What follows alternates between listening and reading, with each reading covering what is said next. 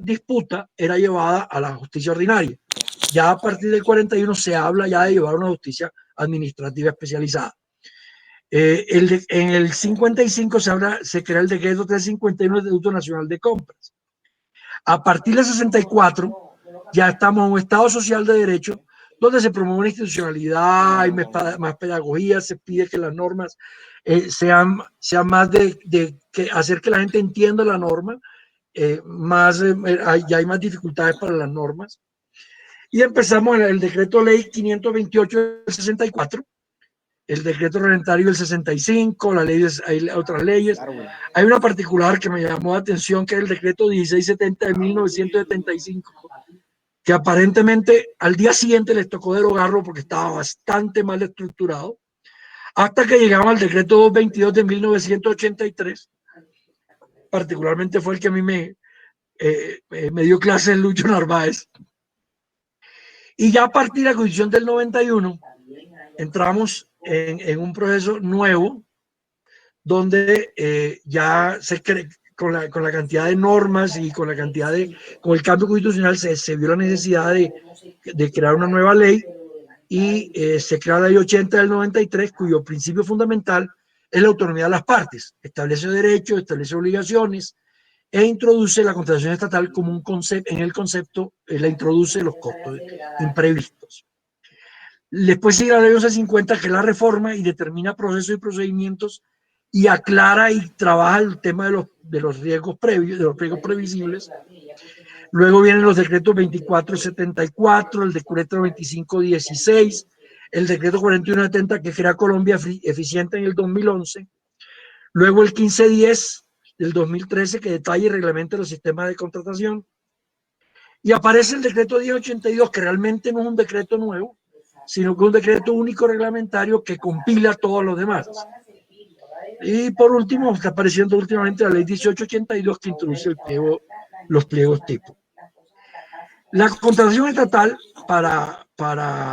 es un proceso, y está definido en el decreto 1510 del 2013, como un proceso que es como un conjunto de actos y actividades cuya secuencia está adelantada por las entidades que van desde la planeación hasta el vencimiento de las garantías de calidad, estabilidad y mantenimiento. Es decir, desde que empezamos a pensar en comprar hasta que se vence la última garantía, existe el proceso de contratación estatal. Como todo proceso, se divide en 4 etapas.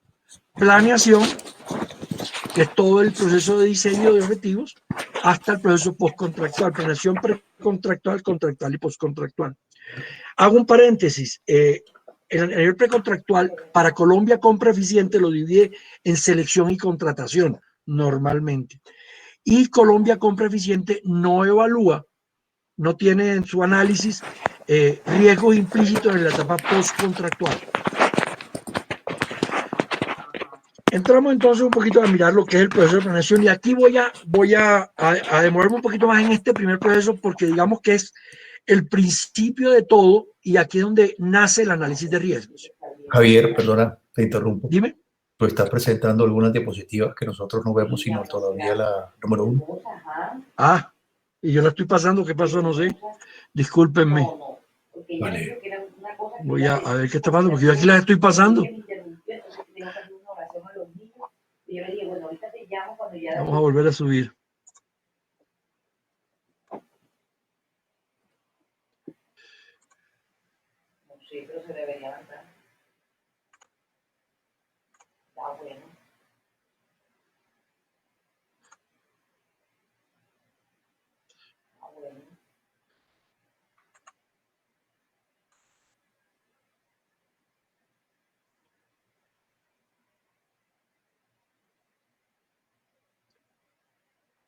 ¿Están viendo las diapositivas? Vale, sí, si la pones en modo presentación, la vemos un poquito más grande, seguramente. O si la quieres dejar así, también no pasa nada. No, bueno, prefiero un modo presentación. Te agradezco mucho, mi amor, es muy especial. De verdad que te lo digo. Bueno, mijito, que vayas con Dios. Hola.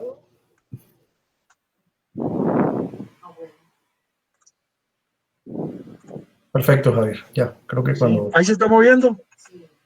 ahí se fue, bueno, no importa ahí, pero ahí estamos en la primera de nuevo. Ahorita estaba bien. No sé lo que me está pasando. Es que tengo dos pantallas y intento manejar una y manejar la otra y no me está dando. Acuérdate que está sin Bueno, tiempo. ya te aviso. Necesito presentarlas por las dos. Discúlpame, ya vuelvo a montarla. Sí, ellas están allá.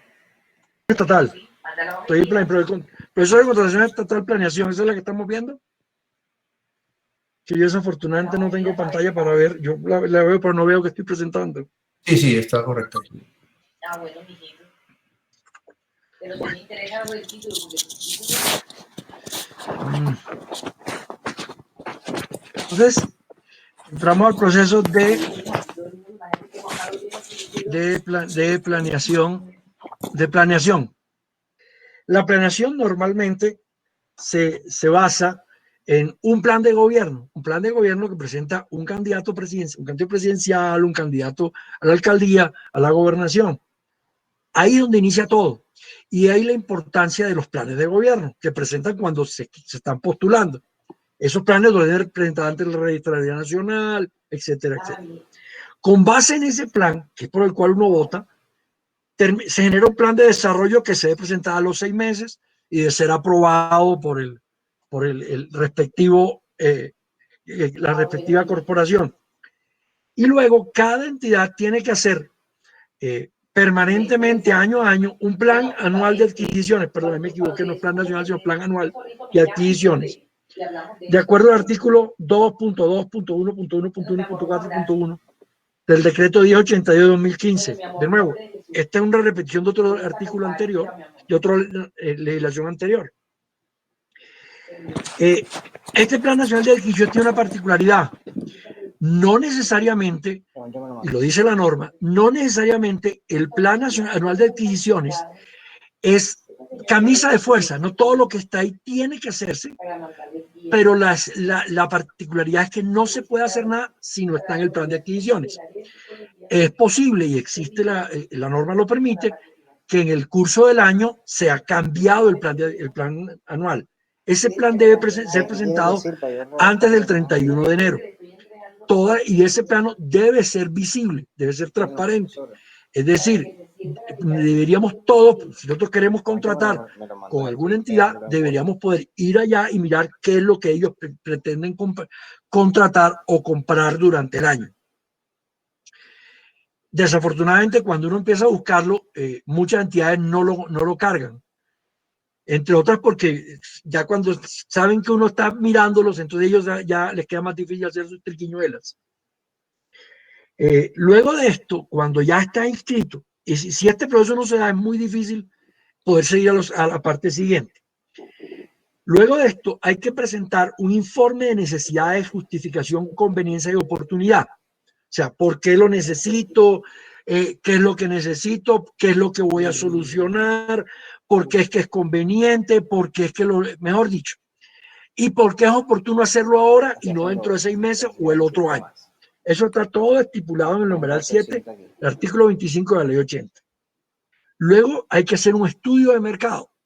Estudio de mercado que obviamente inicialmente durante todos estos años se ha estado haciendo con base en simplemente, venga, cotíceme, y una persona le manda una cotización, hacen un promedio y salió.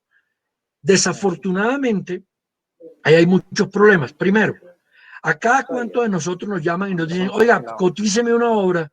Entonces uno sabe que es una cosa de estas, es simplemente una cotización, no se va a ganar nada, nadie le pone el esfuerzo. De las 10, 20 o 30 solicitudes que pide la persona encargada, le llegan 3 o 4. Y eso cuando le llegan, muchas veces ni le llegan. La gente no les para bolas. Y además, como saben que una entidad del Estado, se la tiran plena.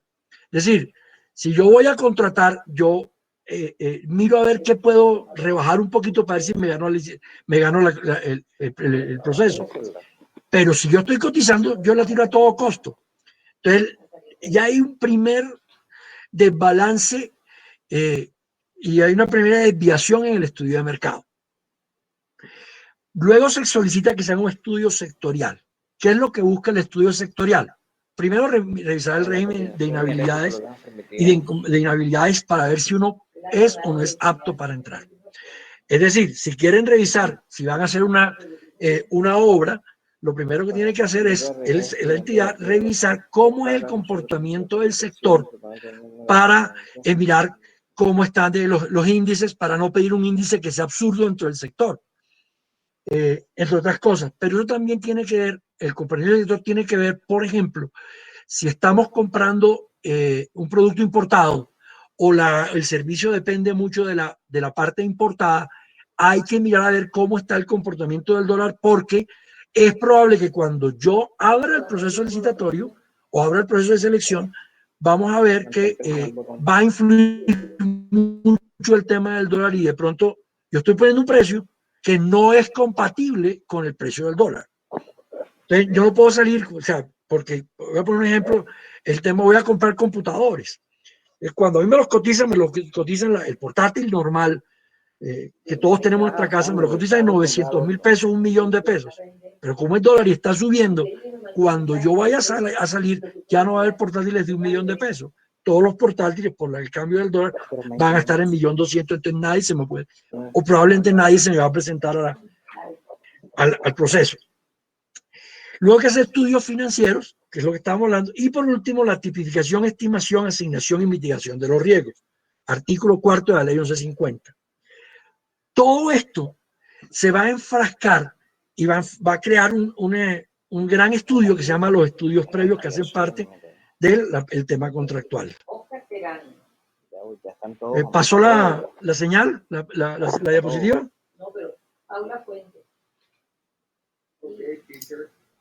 Estamos bien, a ver, gracias. Estamos funcionando. Bueno, los estudios previos están especificados en la norma y dice que deben tener al menos 8 componentes: la descripción de la necesidad, el objeto a contratar, la modalidad de selección. El objeto a contratar debe tener especificaciones, autorizaciones, permisos, todo lo que sea necesario, los documentos técnicos para el desarrollo del proyecto. Todo esto es especificado en ese estudio. Por eso hace parte del proceso contractual y es importante revisarlos. La modalidad de selección del contratista y su justificación, incluyendo el fundamento jurídico, por qué se escogió licitación pública, por qué se escogió selección abreviada, por qué concurso de méritos. El valor estimado del contrato. En este valor estimado del contrato, el único caso en donde no se nota, donde no se hace evidente en los procesos de concurso de méritos. Del resto, es la manera como se llega y todo el estudio de mercado debe ser público para la gente, de manera que uno ya sabe los precios que están pensando las personas, cuánto o cómo llegaron a ese valor de mercado. Los criterios para seleccionar la oferta más favorable, el análisis de riesgos y cómo se plantea la mitigación de los riesgos, las garantías que la entidad estatal contempla exigir, y aquí hago un paréntesis, a partir de la 1150, de la 1150 de 2013, las garantías se simplifican y ya hoy las garantías no necesariamente tienen que estar aseguradas.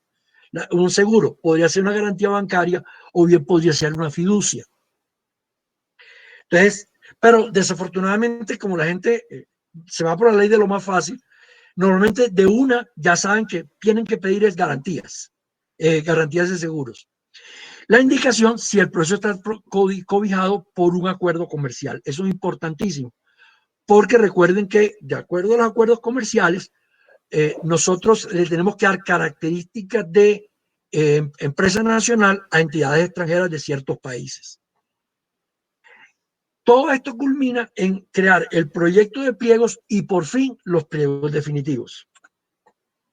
Luego viene el proceso de contratación o precontractual, que es un proceso ya mucho, o sea, no me voy a tener en este tema, pero básicamente son la publicación de los pliegos, el proceso de selección y por último la suscripción del contrato. Luego el proceso de contratación es la firma del contrato, el perfeccionamiento, el acta de inicio y el desarrollo del contrato hasta el acta de finalización. ¿Por qué esto es importante? Me voy a retroceder un poquitico, porque en la contratación estatal, aquí también hay una cantidad de riesgos pero no para el que contrata, no para el contratista, sino para el contratante.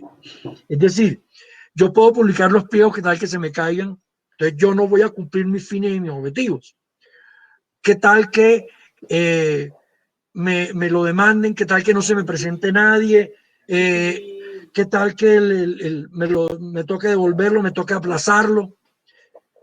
En el tema de la contratación como tal, yo firmo el contrato, yo corro el riesgo que no me lo perfeccionen, que no me hagan el acta de inicio, me demoren el acta de inicio, etcétera. O sea, como empresa contratante, hay una cantidad de variables que podrían demorar el objetivo que se persiguen como tal.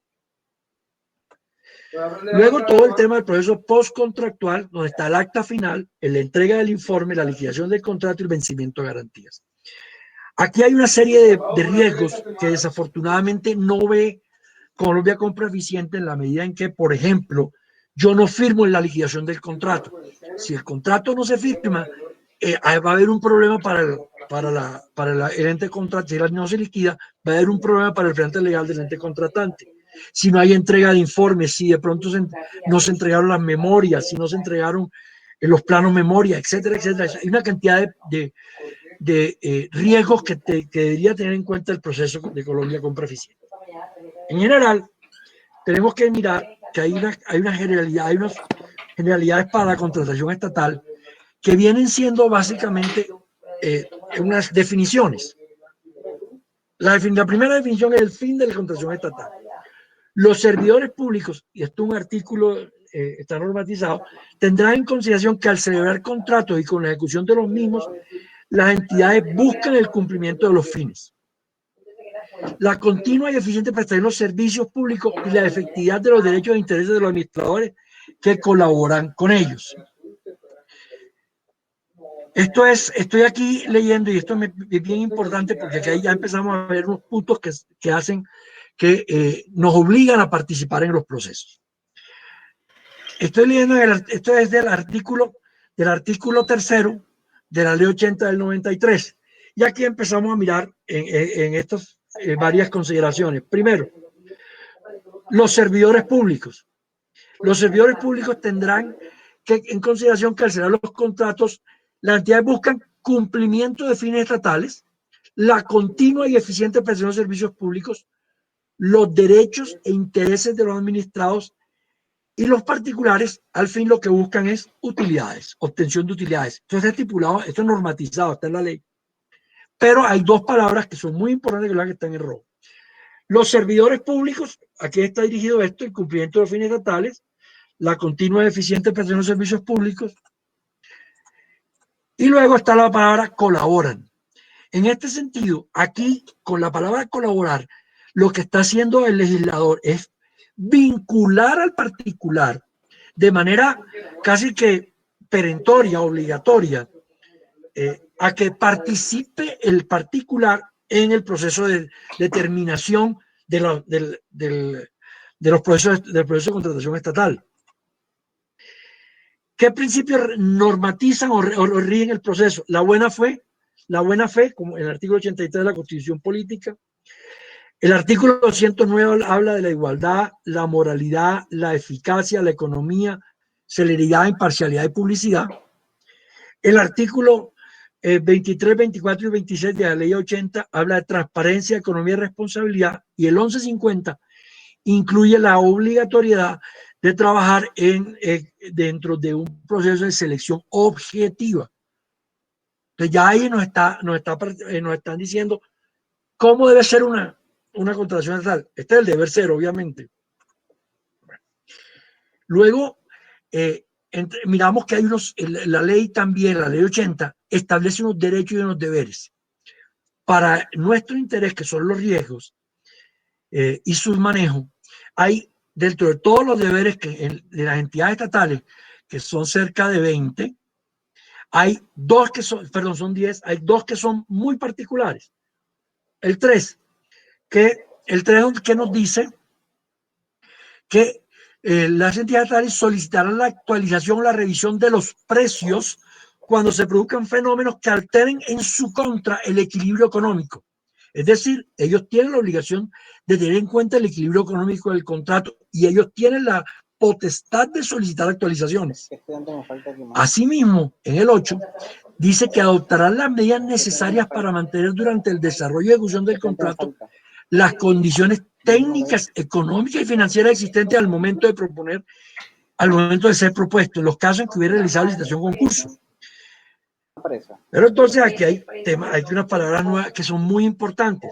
La actualización, la revisión y el tema del económico financiero. Y por otro es mantener las condiciones económicas iniciales en el momento de contratar.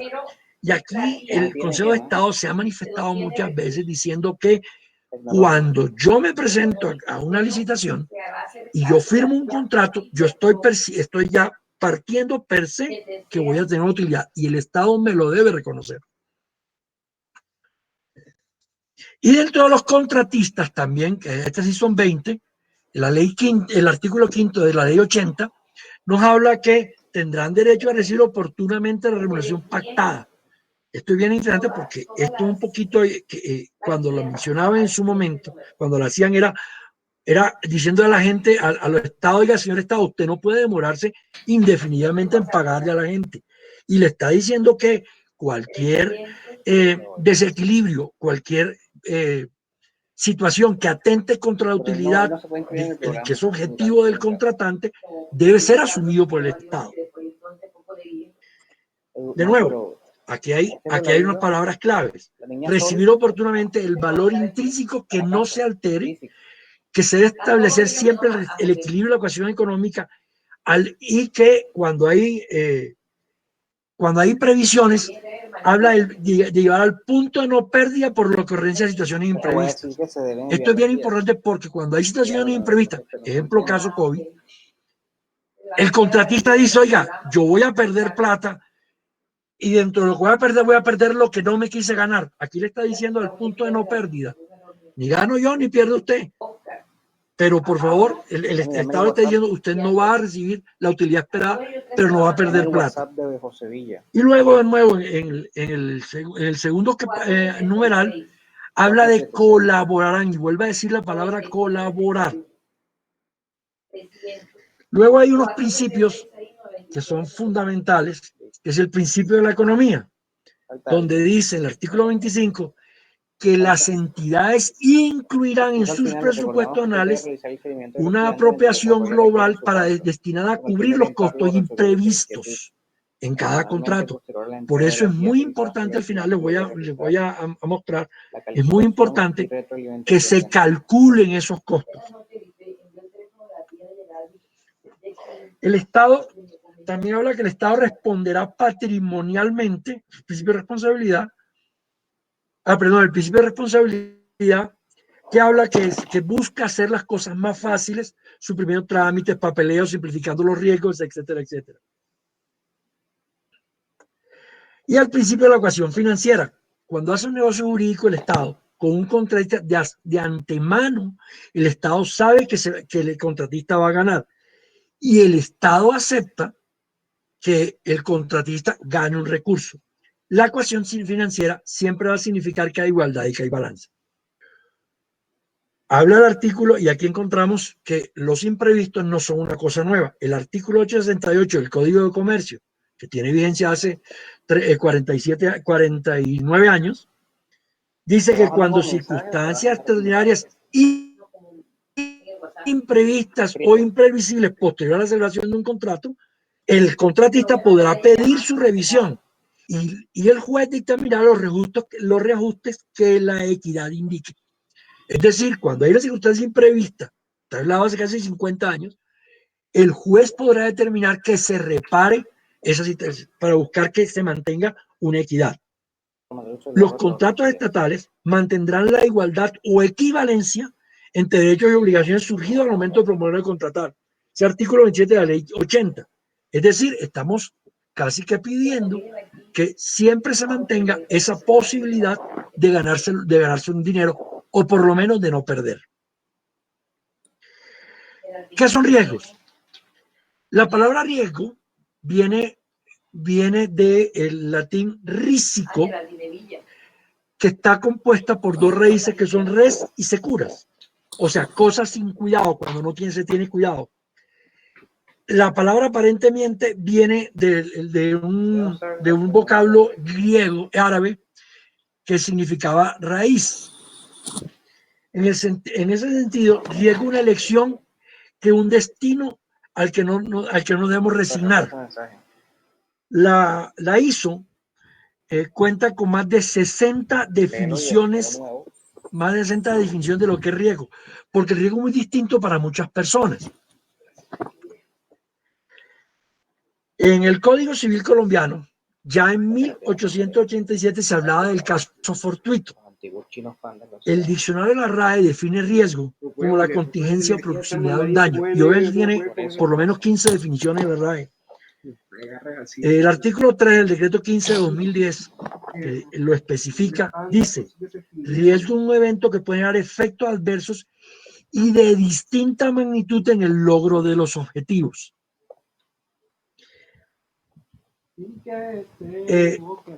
En la ISO, por ejemplo, el que más se aproxima a lo que siempre traemos como riesgo, una combinación de la probabilidad de un evento y su consecuencia, siempre y cuando exista la posibilidad de pérdida. Y aquí entramos en un tema que no es que a los que hemos estado trabajando en nos llame mucho, que habla de que haya posibilidad de pérdida.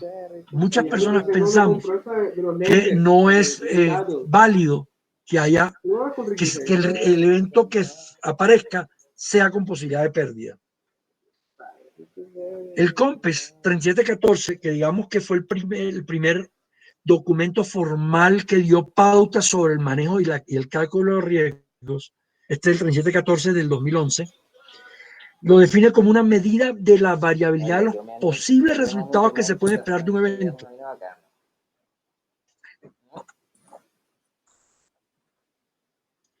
Y aquí entramos en el tema del análisis del riesgo. Tenemos un conocimiento de resultados y un conocimiento de las posibilidades que se dé. Porque una cosa es que pueda pasar y otra cosa es qué pasa si pasa.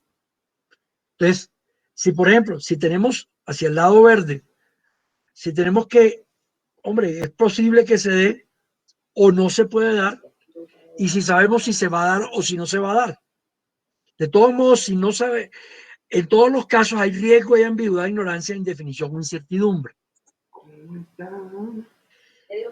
La ISO 31000 es la que maneja todo el tema de riesgos. Y esta ISO nos está presentando, nos dice que es el riesgo del efecto de la incertidumbre en el logro de los objetivos. Y aquí hay que mirar varias cosas. El efecto de una desviación adversa o favorable, no necesariamente tiene que ser mala. O sea, es probable que un riesgo puede ser algo positivo para el proceso. Es decir, pero me está cambiando el desvío de los objetivos. Los objetivos son de diferente índole. Puede ser una financiera, salud, seguridad ambiental. El objetivo puede ser cualquiera. La cardión de los riesgos comprende eventos y consecuencias o una combinación de las dos. El riesgo se presenta en términos de probabilidad y consecuencia. Entonces, la definición que más aceptamos, sobre todo la PMI y Libardo Blanco, es que el riesgo es un evento o condición incierta que de producirse tiene efectos positivos o negativos en uno o más de los objetivos del proyecto. El riesgo está presente en todas las etapas del proceso de contratación, como les estaba mostrando. Es decir, desde el inicio, si yo defino qué pasa si la persona que está definiendo define mal la justificación, define mal la oportunidad, todo eso puede generar riesgos. Si da malas especificaciones del producto que se quiere contratar, todo eso es parte del riesgo. De nuevo, ¿qué pasa si no se entregan los planos, los planos memoria? Entonces, para la entidad contratante hay muchos riesgos. Para uno como contratista, el riesgo es diferente, porque para uno el riesgo es durante la ejecución del contrato. A nosotros no nos afecta si la persona se le cayó el proceso, si los pliegos quedaron mal hechos, si la publicación no quedó bien hecha, etcétera, etcétera. Pero en los riesgos del proceso contractual, que es lo que empezamos a mirar, hay una serie de riesgos, y los riesgos se dividen en varias partes. Una cosa es el riesgo del proceso de contratación como tal, es decir,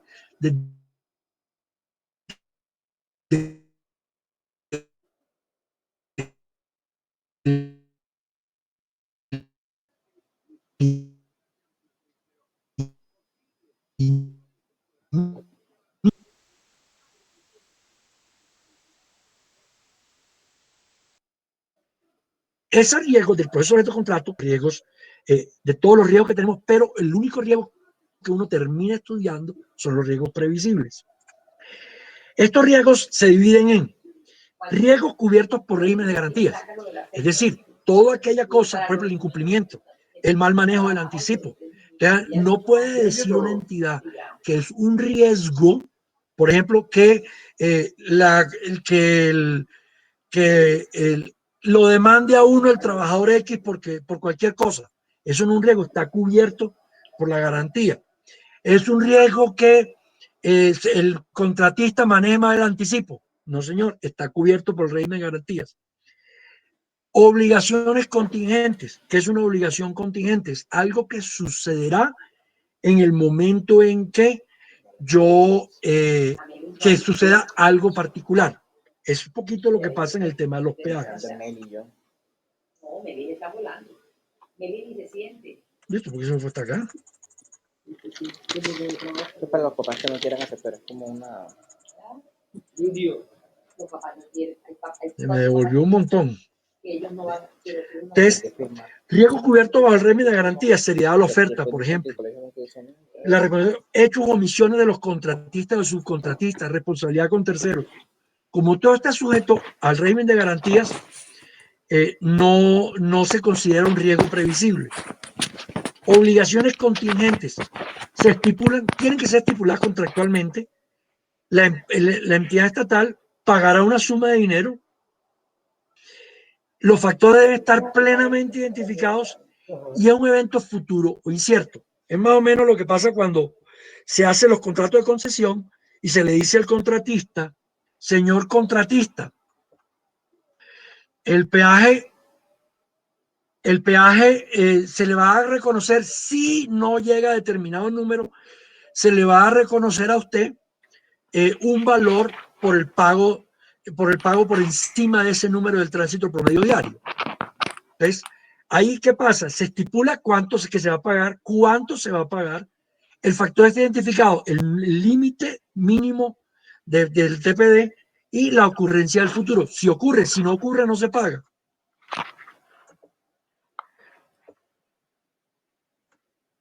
Riesgos generados por malas prácticas. Entonces, los riesgos por acciones negativas, entonces eso va contra la calidad.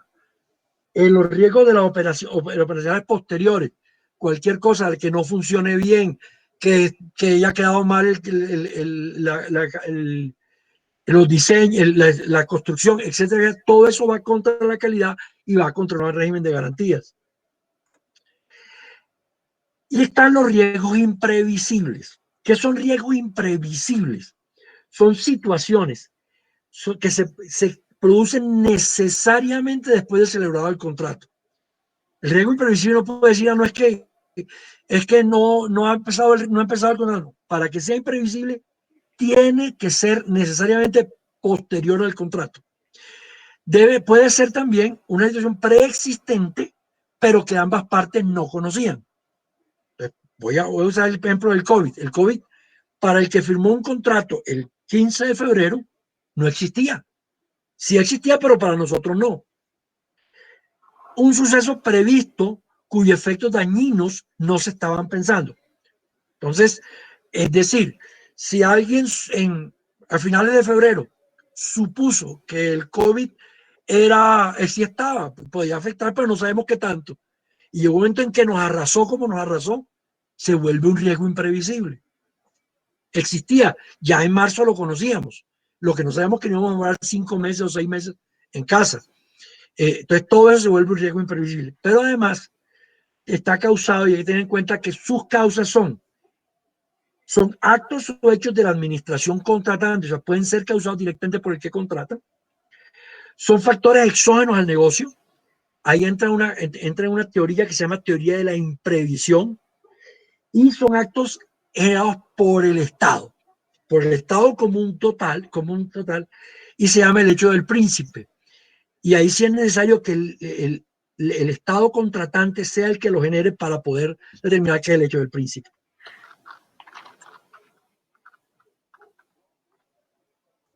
Y por último están los riesgos previsibles, es decir, todas aquellas circunstancias que de presentarse durante el desarrollo y ejecución del contrato son potencialmente alteradoras del equilibrio financiero. Pero ojo, tienen que ser identificables, cuantificables en condiciones normales. Es imprescindible ese tipo de cosas. Es decir, primero, que sea durante el desarrollo del contrato.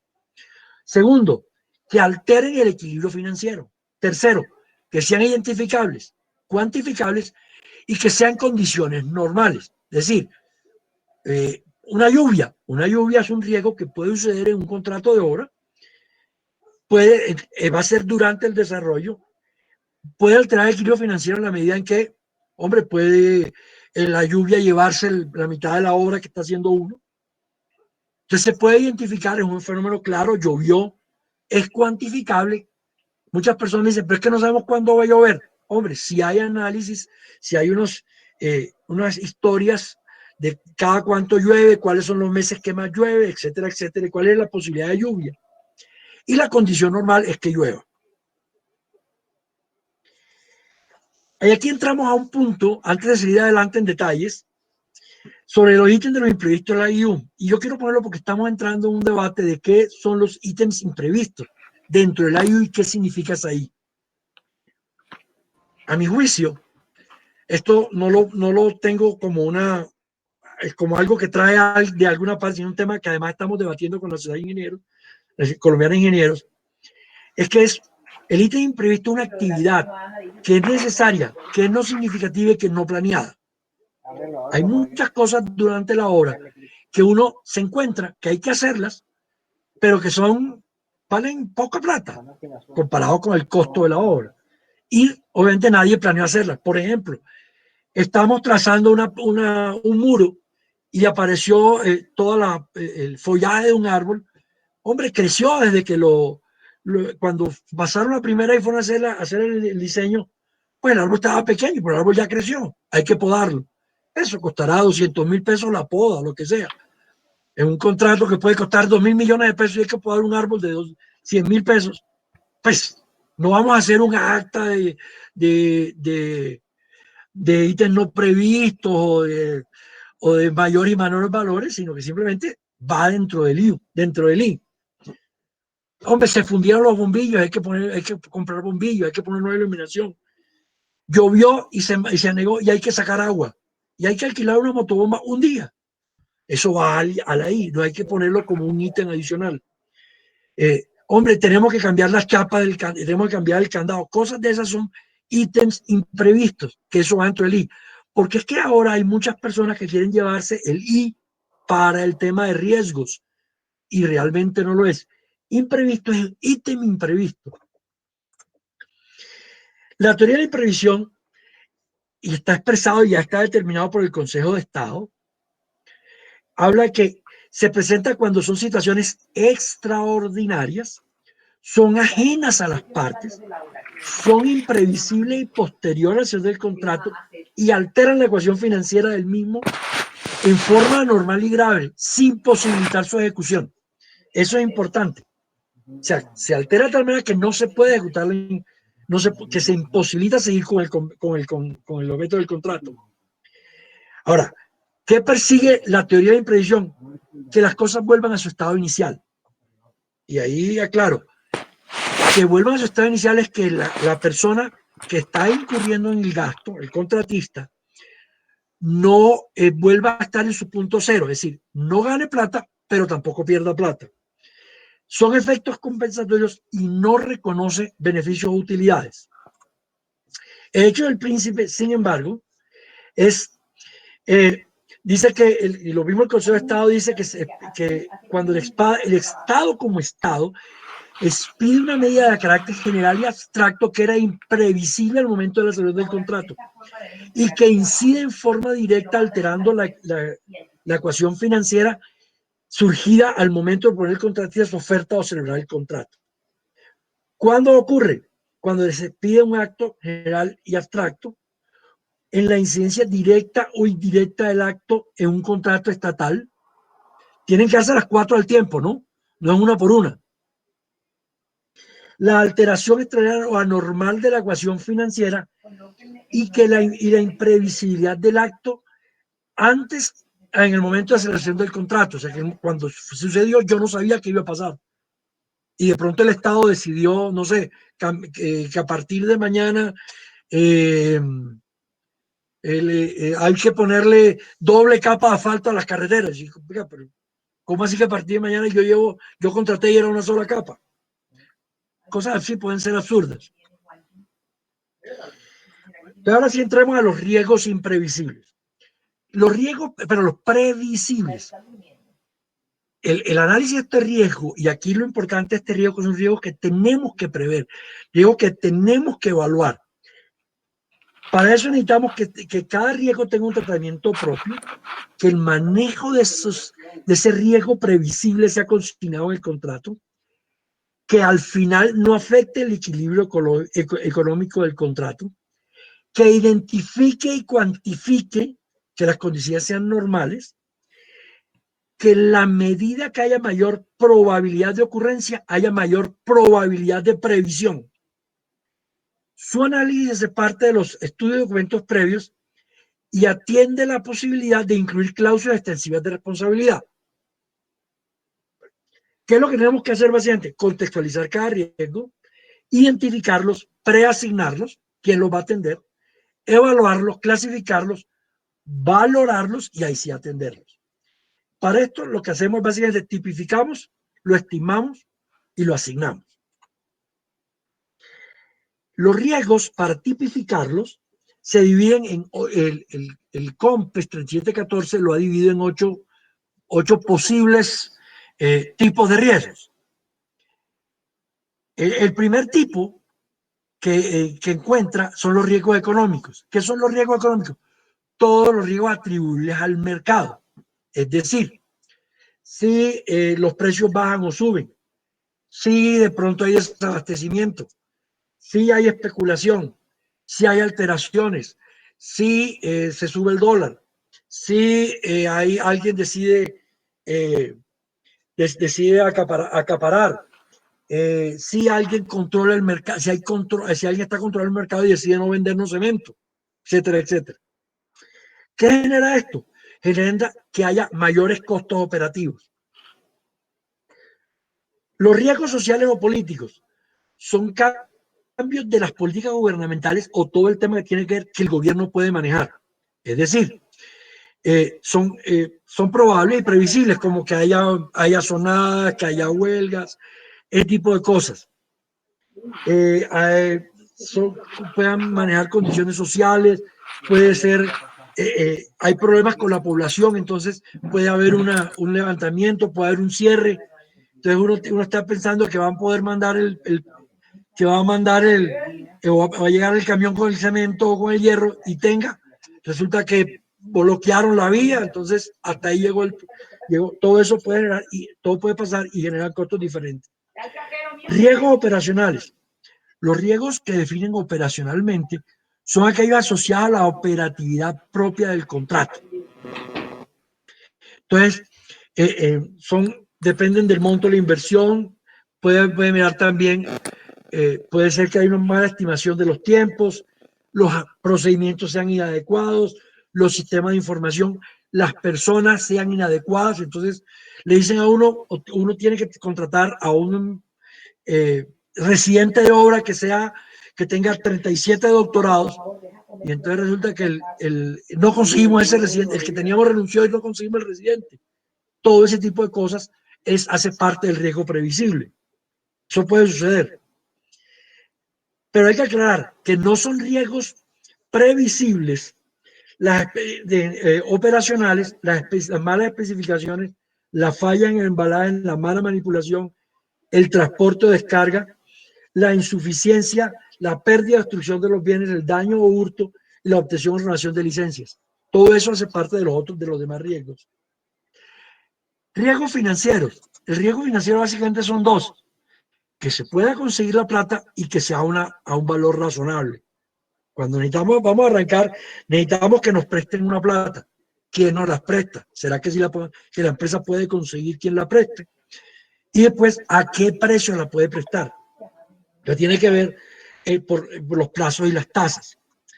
Luego vienen esto puede reducir ingresos reales del contratista. Luego vienen los riesgos regulatorios. ¿Qué son los riesgos regulatorios? Son los posibles cambios en todo lo que tiene que ver con la reglamentación. Es decir, si cambió el POT, si se piden normas de carácter técnico que afecten el proceso. Me dijeron que tenía que hacerlo de una manera, hay que hacerla de otra. Si ahí sí pusieron una zona franca, si cambiaron el tema de regalías o el tema pensional. Sí, las cosas que el Estado podría poner que podrían cambiar y que son previsibles. Es decir, uno de estos riesgos regulatorios que muchas veces es fácil intuir, por ejemplo, son las reformas tributarias.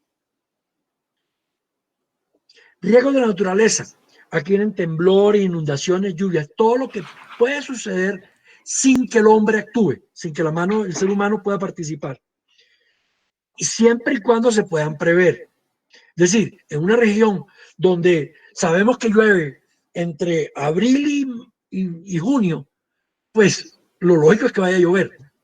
Si sabemos que puede haber temblores en Bucaramanga, en la Mesa de los Santos, pues es una región donde puede suceder. Pero si estamos no sé, en Barranquilla y de pronto aparece un volcán, hombre, eso nadie lo puede prever. Eso no es previsible. Riesgos ambientales. Ahí tiene todo lo que ver con el manejo de licencias ambientales, manejo de ambiental, manejo los planes de manejo, las tasas retributivas y el uso del agua, por ejemplo. Riesgos tecnológicos. Y ahí tenemos que ver todo lo que es telecomunicaciones, el fallo de los servicios públicos, nuevos desarrollos, la obsolescencia tecnológica. Para estimar estos riesgos, que es el siguiente paso, ya los tipificamos, ahora tenemos que estimarlos. Entonces, para estimarlos, necesitamos de unas técnicas que permitan una aproximación de la magnitud del riesgo, con su probabilidad y su impacto. Esto debe ser una aproximación real, que podamos saber cuánto nos va a costar, pero tanto el COMPES deja claro que cada entidad debe desarrollar su propio método de valoración. Colombia Compra Eficiente entrega uno. Sin embargo, deja abierta la posibilidad que cada entidad haga su propio modelo. Pero obviamente casi todos utilizan el método, a mi juicio, bastante complejo de Colombia Compra Eficiente. Para estimarlo, tenemos que hacerlo desde una forma, tenemos que evaluar la probabilidad de que ocurra el evento. Hay que revisar estadísticas, mirar historias históricas, análisis teórico, todo, etcétera, y el impacto que pueda tener. Porque si a mí me llueve, pero me llueve lejos de la obra, pues no pasa nada. O si llueve y simplemente lo que hago es que paro unos momentos y ya, no pasa nada. Pero si llueve y me genera un derrumbe y el derrumbe me tapa la obra, ya la cosa es diferente. Entonces tengo que ver qué tanto me puede impactar en la obra. O qué tanto de la obra me puede impactar. Porque estoy haciendo una vía Barranquilla-Santa Marta y resulta que el impacto del que se nos meta el mar en el kilómetro 19, solamente en el kilómetro 19, no en todo el desarrollo de la extensión de la vía. Para estimarlo debemos revisar series históricas, debemos estimar toda la experiencia relevante, las prácticas y experiencias de la industria, entonces hay que revisar, y eso hay un poquito que hablar con todo el mundo para ver qué está pasando. Hay que mirar publicaciones, uno tiene que acudir ahí en ese momento a toda clase de información posible que le pueda dar a uno posibilidades de encontrar información. Eso nos permite luego de estimar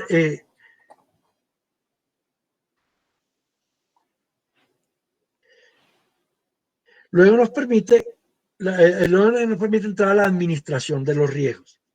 Cuando uno administra riesgos, uno va a tener va a proporcionar mayor nivel de certeza en la toma de decisiones, mejora la planeación de las contingencias, incrementa el grado de confianza entre las partes y reduce la posibilidad de litigios, que es al final lo que la gente busca. Alguien me decía alguna vez que este tema de los riesgos previsibles se nace a raíz que en los 80 y los 90 las empresas de ingeniería tenían más grande el departamento jurídico que el departamento técnico, porque se ganaban el contrato y lo primero que hacían era demandar.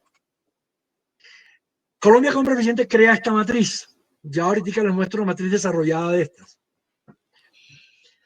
La estructura luego se establece en el contexto en el cual se adelanta el proceso de contratación, es lo que se debe hacer, y para eso debe identificar los propios riesgos que tenemos como organización, los riesgos comunes a los procesos de contratación y los riesgos del proceso de contratación en particular. Esto está dirigido a la entidad, no al contratista. Para identificarlo debemos revisar la clase, si es general, si es específico, y en ese sentido tenemos que entrar un poquito a hablar cada riesgo por partes. Es decir, cuando hablamos de que el riesgo es general, estamos hablando de un riesgo de todos los procesos de contratación adelantados por la entidad, o si es específico, si es solamente el proceso contractual. ¿Quién lo genera? Si es un riesgo generado por la propia entidad o si es un riesgo generado por adicionales o por agentes externos. Luego hay que mirar en qué etapa está. Todo esto va a ir aquí si ven que aquí dice clase, fuente, etapa, todo eso se va a ir colocando en la matriz. Clase, fuente. Y luego vamos a empezar a evaluar y a calificar los riesgos. Y para evaluarlos, lo primero que se hace es que se asigna una categoría a cada riesgo de acuerdo con la probabilidad de ocurrencia. Colombia Compra Eficiente maneja el raro, improbable, posible, probable, que es cierto, y los valora de 1 a 5. En otros procesos hablan de que sean de 0 a 10, de 0 a 20, de 21 a 30 y así en porcentajes. Luego se determina el impacto del riesgo analizando los siguientes criterios: la calificación cualitativa y la calificación monetaria del riesgo, ¿qué tanto nos afecta? Y de nuevo va a una tabla de impactos que termina dando unas numeraciones. Como aquí el objetivo no es el proceso como tal, sino llegar a mirar qué se hace con ellos, pues no me estoy deteniendo y las tablas de por donde me quedaron un poco, no quedaron tan claras.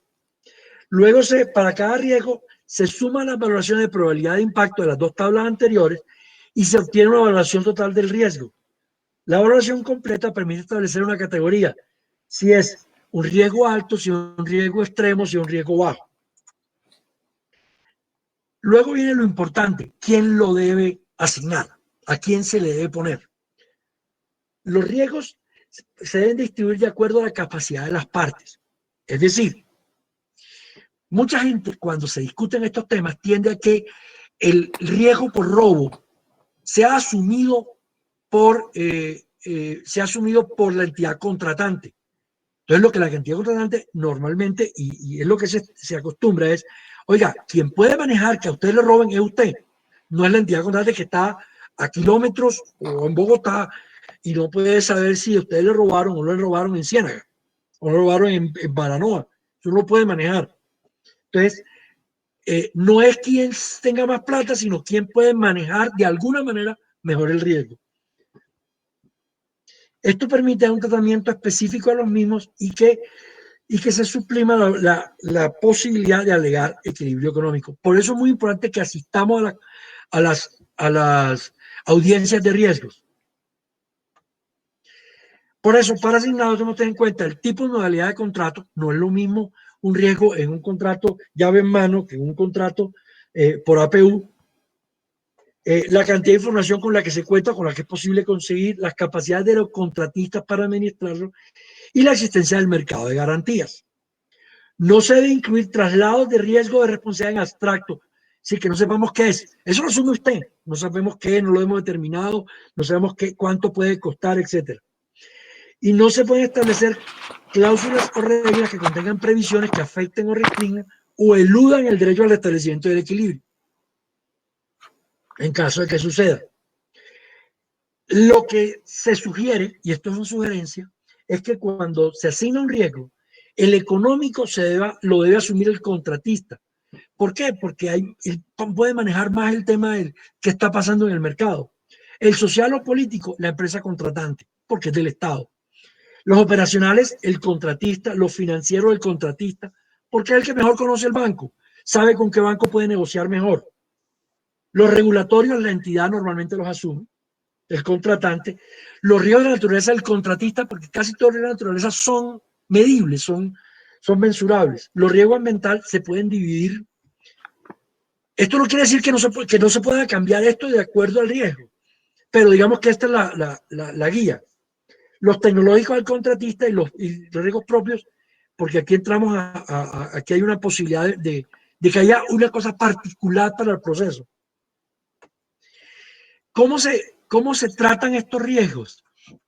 Hombre, primero se pueden evitar. Es decir, ¿cómo hacemos para que esto no me afecte? ¿Cómo hacemos para que el riesgo no entre a ser parte de mi proceso y me toque asumirlo? ¿Cierto?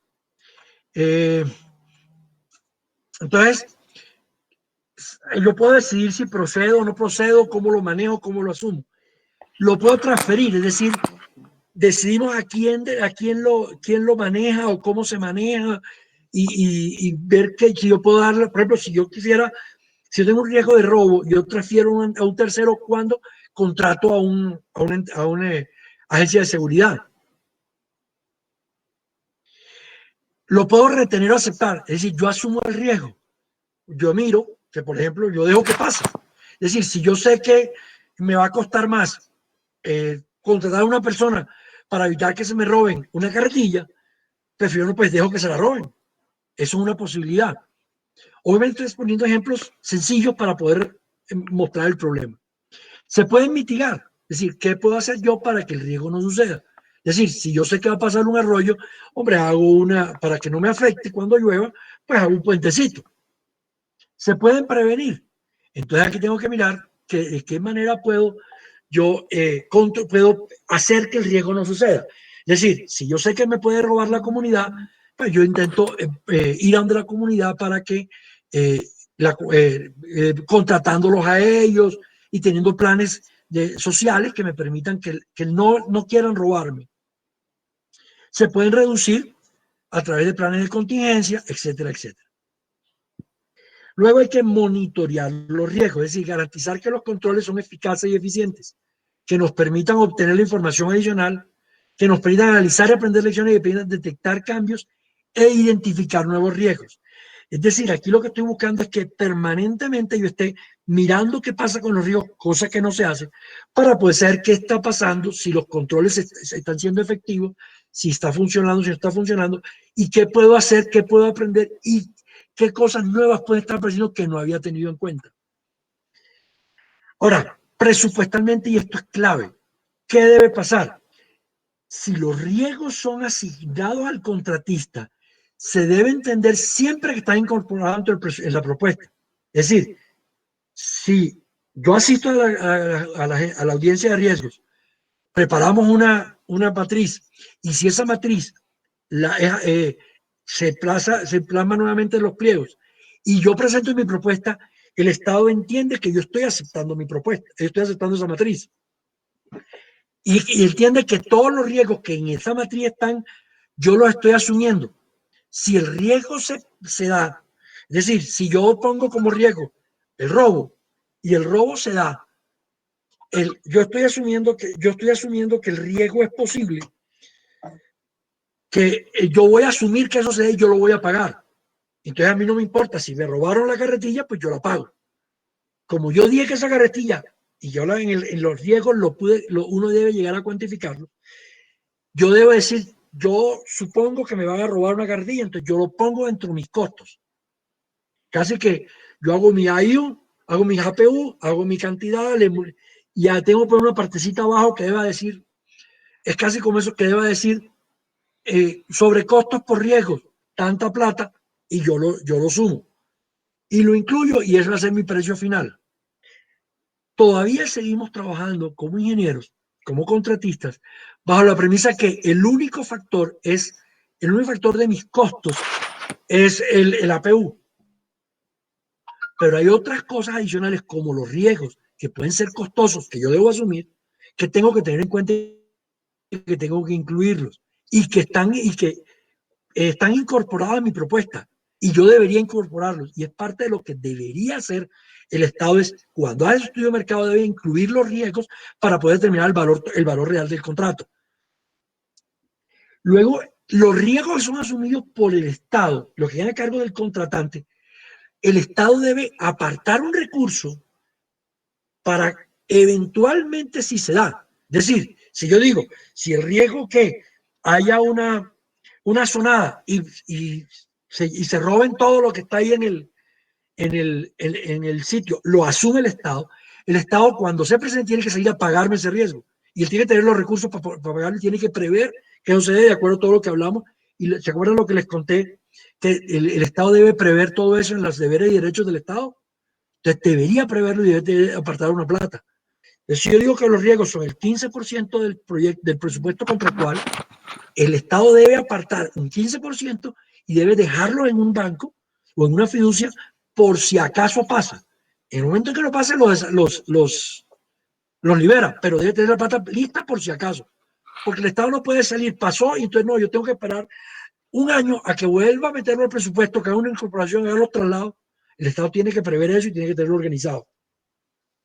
Si este riesgo, el proceso contractual, se demora más de una vigencia, el Estado debe, al finalizar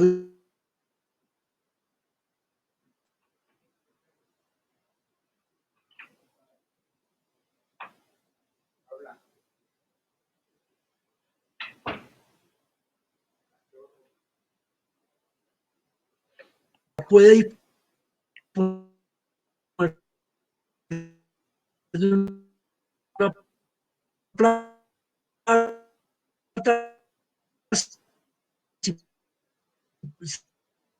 si no tiene que ponerla, que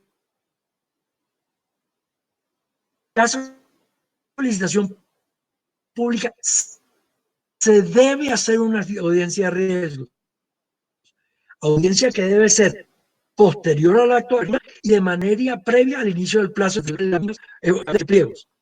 En los otros casos, en casos con selección agregada de menor cuantía, el Estado pues decide o no decide. Las grandes conclusiones de esto son: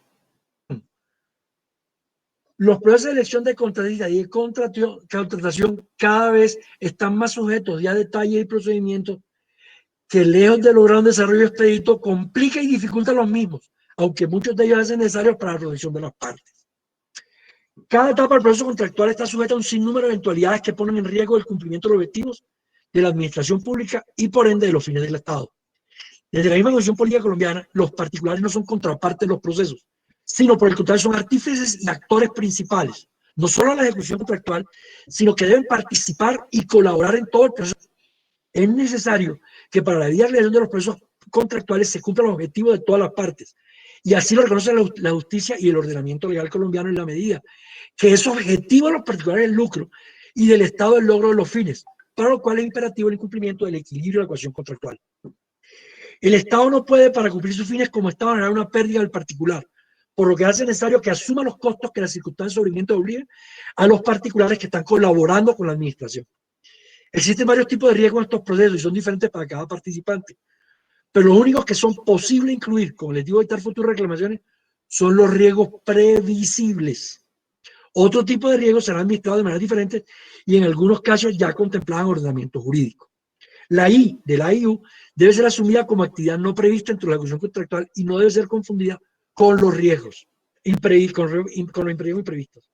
Los riesgos imprevisibles serán reconocidos por la entidad contratante, llevando al contratista a la situación de no pérdida. Los riesgos previsibles deben ser construidos entre contratante y posibles contratistas, en el entendido que quienes mejor conocen los detalles, las limitaciones, las dificultades de los procesos son los contratistas dentro de un marco colaborativo y no de imposición de la entidad estatal. Siempre se debe llevar el análisis de riesgo hasta una identificación de los costos económicos. esperados de la administración de estos riesgos, de tal forma que se conozcan las posibles implicaciones de su ocurrencia. El particular al presentar la oferta asume dentro de sus costos la ocurrencia de los riesgos previsibles, por lo que estos deben ser incorporados a su estudio de costos. Asimismo, es deber de la entidad contratante realizar las asignaciones presupuestales necesarias. Los estudios de mercado deben tener en cuenta que cuando se reciban las cotizaciones no siempre son entregadas con el rigor que requiere un proceso de determinación de costos reales, ya que las empresas no se esfuerzan de la misma manera por una cotización que para la elaboración de una propuesta formal, por lo que no basta solamente un promedio ponderado de costos para definir el valor de una propuesta. Adicionalmente, estos valores generados para el estudio de mercado deben tener en cuenta la variación en el tiempo entre la contratación y la ejecución. Muchas veces pasa que nosotros hacemos el estudio de mercado hoy y el contrato hasta dentro de un año. Y obviamente los precios han variado. Debe tener en cuenta el comportamiento sectorial y los riesgos asociados a la ejecución del proyecto. Los riesgos previsibles siempre deberán ser administrados por quien tenga mejor aptitud para ello y su monitoreo debe ser continuo a lo largo de la ejecución contractual. Muchas gracias.